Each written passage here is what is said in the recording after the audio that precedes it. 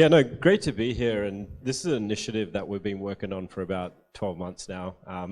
Finally, we've had the opportunity to launch, and I think it's quite timely as well, right? Given everything that's been happening in the Australian ecosystem. But the biggest thing is, you look at the fintech ecosystem, it's building products at a fast speed, gathers a lot of data, which is one, a big asset, but at the same time can be a potential liability. So cybersecurity is quite important.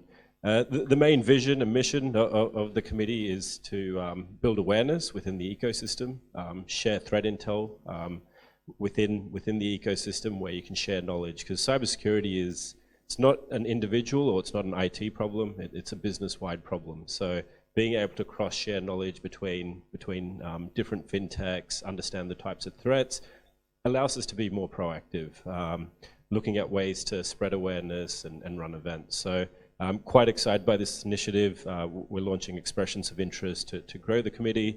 I think that closes November 9th. And yeah, really just looking to foster a safe, secure ecosystem, which then builds trust with key stakeholders like banks, financial institutes, investors, etc. There's a lot of funds that are being poured into the fintech space, so it's important that there's good awareness that's shared as well. So hand it over to Sandeep. Yeah, cheers, Paul, and nice to see everyone here tonight. So Paul raises a really good point about stakeholders for fintech. So many fintechs are selling to other organisations. Fintechs are basically becoming the backbone for a lot of the FS out here today. And what we really need to do is promote resilience. So what we've seen in the industry, and I won't go into the examples that everyone's heard in the media already, is that this could happen to anyone. And what we need to do is make sure that we are prepared for this type of incident.